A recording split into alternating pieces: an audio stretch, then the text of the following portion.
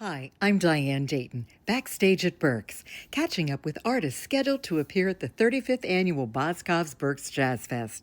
Find out about their shows and what's going on in their lives. And if you like this cast, please share it. Thanks for joining me. I'm Diane Dayton, and it is the 35th annual Boscov's Berks Jazz Fest, Reading, Pennsylvania, March 20th through the 29th, and I am so excited to be with this talented crew right now. BPM, I know it's beats per minute, but it's also Brian, and it's Paul, and it's Michael, and it's so good to see you. And I can't wait to hear you when you get there. Welcome. Thank you. Thanks for having us. Hey, you've been around for a while too. Yeah, that's true. I have been around. And this group, there's so much talent there and so much energy. I think, correct me if I'm wrong, but didn't you guys connect at a gig in Mexico? And this is how this kind of came together? Yeah. What happened? Yeah. Tell me about Well, it. the concept came out. Go ahead. But we've been playing together for years with each other for years. So So what happened? How did the concept? Who started talking about what for the concept? This is all Paul's fault, so Paul could talk about it. Well, I had this idea. I wanted to do like a foreplay with saxophone, and we were doing this gig down in Mexico that Brian had us play at, and we did it a couple of years, and we got to hang out for like a week together. And Brian and I sort of just hit it off, and Michael and I had known each other for 30 years, and the second time we went down there, I started thinking, well, I really want to put this super band together. So on the way home in the airport, I asked Brian, I said, hey, would you be a super group, like a foreplay with saxophone? He said, man, that would be great. So we started throwing around ideas about music and everything else. And then we added Michael, and that's how it kind of came to be. Yeah. And the debut CD, seriously, Brian? Yeah, seriously. Yeah, it's just to go back to what Paul, Paul, we're standing in the airport, and Paul comes up to me. He's like, "Hey, man, I want to talk to you." And I'm like, "Oh no, what did I do wrong? I'm in trouble now." And then Paul hit me up with the idea, and I just thought it was really great. Yeah, seriously, actually was a song that I wrote that was going to be on my record, but just for the heck of it, I sent it to the guys and just said, "Hey, what do you think? Do you like it?" And they both liked it, so it ended up, on the BPM record. And oddly enough, the label made it the title track and the first single, which I was not expecting at all. But it's cool because it's got a vibe. It doesn't really sound like anyone else, and it's seriously. I mean, it's cool. Everybody can relate to seriously in life, especially turn on the news. Seriously, Seriously. there you go. That's the whole point of it. Is the seriously with the sarcastic question mark. Right. And Michael, this has been great for you with these two guys too, hasn't it? absolutely, they kind of got me on the road again. For the last 20 years, I've been hanging around and producing concerts on my own, and got a little business going. And really, as an artist, I haven't toured a lot in that time frame. So, being with the guys, I'm playing at places I've never played before. Back east and going back east again that I haven't been, and so it's been a great experience. Getting out, and especially with Brian and Paul. We're friends and we have a great time together. Yeah. Well, when I had talked to Brian a little bit earlier, two of the words that he put when he described the experience of you guys together, it's chemistry and it's love on stage. And I think it's probably on stage and off stage, right? Totally. Yeah. Well, absolutely. Yeah. If you watch us perform, I mean, we're just friends having fun making music. And it's really cool. There's no pretensions. We're a lot older as artists now. We've been around for decades. So, Hey. our intent is just to have fun and make great music. Yeah, we did it because we want to do it, not because we really need or have to do it. And that affects every single thing we do in our travel, and what we do when have our time off, and when we're in the studio and playing live. I mean, we're just there because this is what we really, really want to do and have fun with it, and it really shows. Yeah. Yeah. Paul brought up a really good point, which is kind of what Diane, what we've talked about the chemistry and the vibe. I mean, even dealing with airport issues and travel issues and rental car issues and excess baggage issues and instruments and all this crap. It's like doing it together makes it more, we just do it together as a team, and it's just easier. It's more rewarding. It's the whole experience. And what a lot of people don't realize, you see somebody on stage for an hour or two, it's the 22 hours of the day that they're spending together that they're not on stage, which is in ways way more important.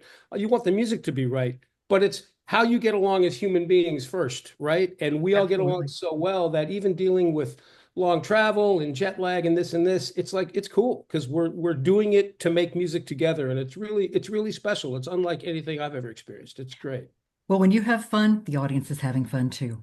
And we are going to have so much fun when we see you on Sunday, March 22nd. This is in DoubleTree by Hilton. It's in the Grand Ballroom there in Reading. And doors will open at 10:30. The show is at noon. So you're going to be playing your group things, but you're also doing individual projects as well as a part of this performance. Yes? Yeah. We've all had solo careers, Paul, Brian, and myself, of course, and so we're kind of trying to take our popular songs that we've had and incorporate it into the show. Because the album itself, we only do about 6 or 7 tracks from the new record, so we have to fill it in with songs that we made popular on our own. So it's kind of cool. The fans get to see the individual careers and then the group career all in the same time. Yeah, I think that's great. Musically makes a lot of sense, and like we do BPM's version of our songs too, which is a slightly different vibe because we play each other's melodies, and it sort of becomes a little bit different, but it incorporates into this overall package. Well, yeah, it's very cool, and people recognize the songs. Like people know Paul's hits or my hits or Michael's hits, but so they can still sing along, but it's a little different. But they can totally get it, and it's a nice balance with the other music. Okay, yeah. So let's just tease everybody briefly, individually, what you each have going on personally too. Michael, let's start with you and work around. Well, I mean, I've been producing concerts here in California and Hawaii for the last over 20 years. So I do a lot of jazz concert series. So I actually get to book a lot of my peers, and I book BPM. So that's been my main thing for a long time. And then, of course, Paul's fault. He's been producing singles for me. So I actually put out four new tracks in the last 2 years. So he's trying to bring me back as an artist too. So that's kind of what I've been doing lately. And of course, I'm a grandfather now. So and that's a big part of my life. Yeah. So yeah. You wouldn't know that when you see him on stage dancing. But yes. Kind of crazy. Yeah, Paul, what do you have going on? Well, Michael didn't mention golf. Yeah. That's something that Michael and I are, very into. And that's also been kind of an important part of the overall BPM thing, even though Brian doesn't golf, he caddies for us and he wines. But we, he's a good putter. I'm a good putter, yeah. We tend to play golf, so that's been great. And but it's an important part of our lives, and